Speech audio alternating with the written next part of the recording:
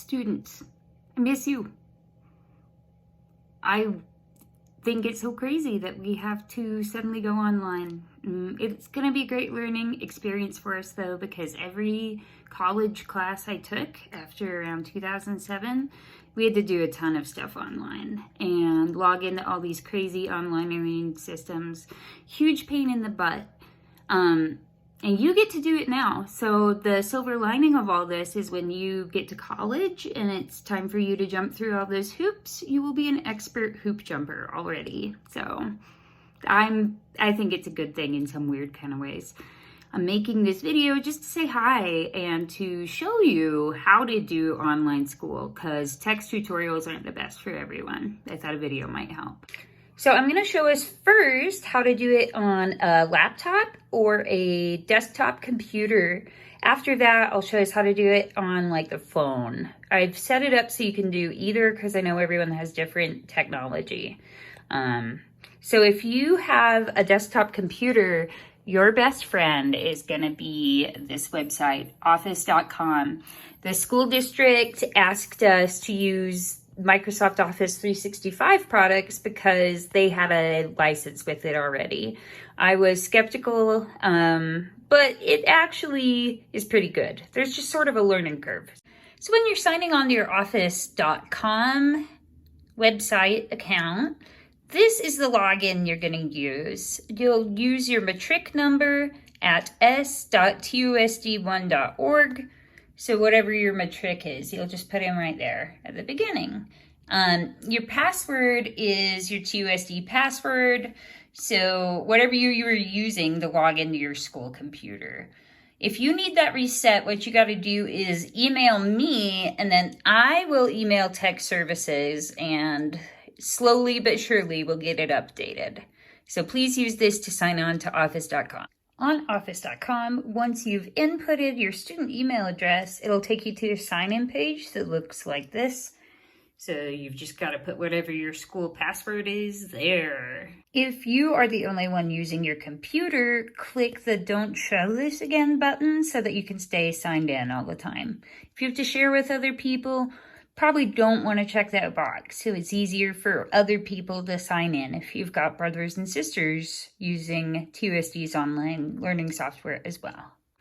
Okay, so I've signed into a student's account so that I have a view of what it looks like on your end. You've got this row of apps, basically. It says your name at the top, and then it lists all the different Microsoft Office software you can use. Below that, let's get my mouse hooked up. Below that is going to just show all the files you've opened recently, basically. So let me explain what each of these apps does. Outlook is super important. It's where you're going to check your student email, and you might be getting important announcements from teachers. Our district hasn't really said a certain channel for us to use, so each teacher might be using different things. OneDrive is like iCloud or Google Drive. It's an online cloud storage thing. You probably won't be using it much. Word is for document editing, and that is super important. You'll be using that a ton for my class.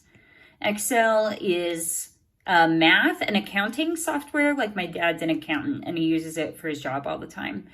I'd be surprised if you were using that for any of your classes, but who knows? PowerPoint's your classic presentation software. OneNote is a notebook system. I personally find it super confusing, so I'm not touching it, but some of your teachers might be using it. SharePoint is similar to OneDrive. You can share out documents and stuff. You probably will not be using that. Sway, I have no idea what that is. Teams is very important. You're definitely going to want to pay attention to that one. It's like the virtual classroom. That's how I'm using it. I'm posting assignments there. I'm posting quizzes there. I'm communicating there. So getting into this one is going to be a big, big deal. So the one thing I notice is Teams is not getting along with browsers, which is very annoying. Word you can use online easily, but not Teams. So when I'm looking at my laptop, I get this message of a confused white guy. When I'm looking at my browser, I've got this in Chrome. It's like, it doesn't work. How about you download Chrome? I already did, Microsoft. Gosh. So what I'm going to do is on both of these, it says download the app, download app. So let's click on that because we are going to want to download it. We've got to get to Teams, guys. It's important. So click download Teams here.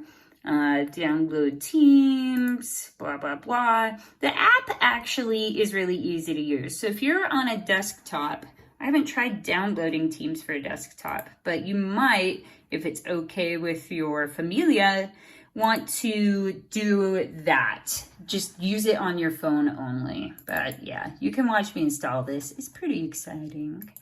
Actually, I'll pause while I install it.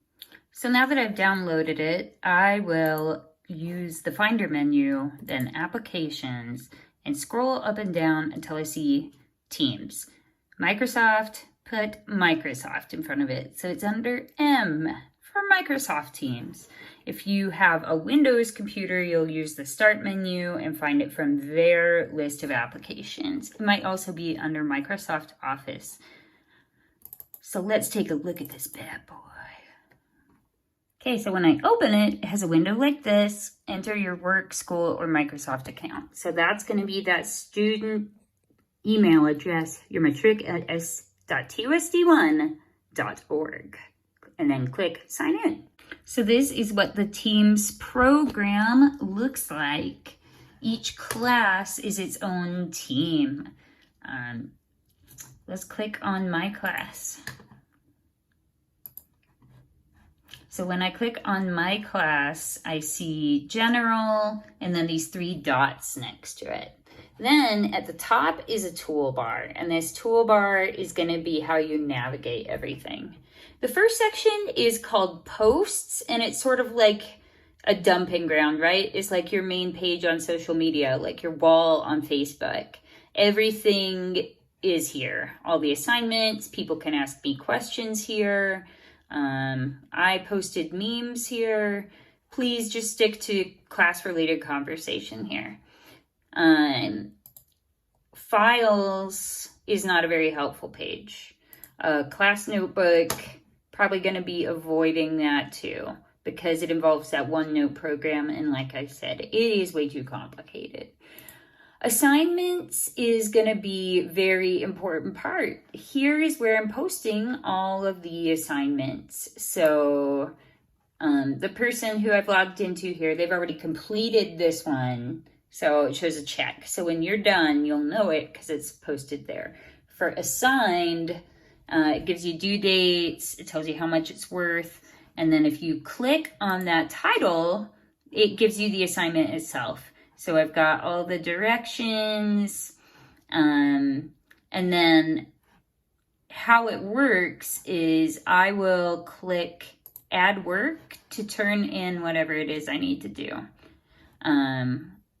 If you have used Office.com's Word file, it'll connect to all of the other files you've created. So if I'm using only Microsoft Office stuff and not Google Docs or something else like that, I'm kind of at an advantage because Microsoft links it all together. They're super connected. So it can see right here, I made this thing on Word. And so I would click the file and then attach. And then I'd click this box in the upper right, turn in, to turn the assignment in.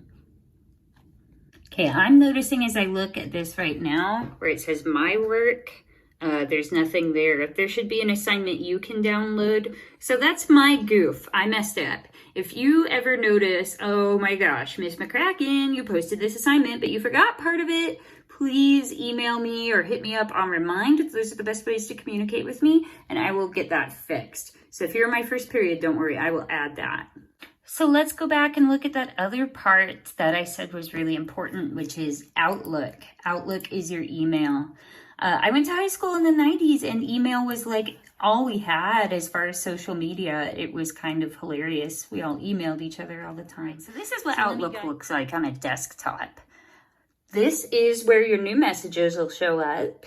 You'll click this new message if you want to send an email to someone. and then it's divided up by several things. So the inbox is where new messages showed up. Drafts is if you partly composed an email but didn't send it, it'll be here. Sent items is everything you sent. So if you want to prove to someone, hey, no, I did email you that assignment, you can find it here, proof that you did it. Deleted items would be garbage, junk email, archive, notes. None of those you really need to pay attention to.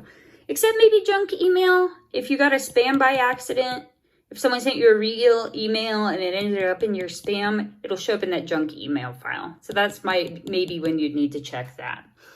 I really like the search function. This is what I use when I'm trying to see if you guys emailed me something. So if I wanted to remember, oh man, I got that email about graduation dates or laptops and I don't know who sent it and I can't find it, I would just search up laptop and every email about a laptop would come up. So that one is helpful if you're trying to find an email. You guys don't appear to have a ton of emails though. If you're gonna send an email, you wanna type the person's email, the to line, like your teacher's. For the subject line, keep it to the point. So like if I were emailing my teacher about my grades not being updated, I would put grades as the subject. Or if I were emailing my teacher, I can't get on Teams, I might say problem with Teams as the subject. It's like the briefest summary ever. And then you'll write the email there and hit send to send it. Yay. Okay, the last thing that's really helpful is remind. I'm communicating a ton through there since it seems like a lot of parents' email addresses don't tend to work very well. So if you want to get on Remind, these are the class codes. If you're a freshman, it's that first one. If you're a sophomore, it's that second one. So on a desktop to sign up, you'll just go to remind.com in the browser, and then you'll click sign up to create that account. Both parents and kids can create accounts for Remind, and then you'll be able to see what I'm doing and to communicate with me really quickly. It's like texting, but we don't see each other's phone numbers. Nice for privacy.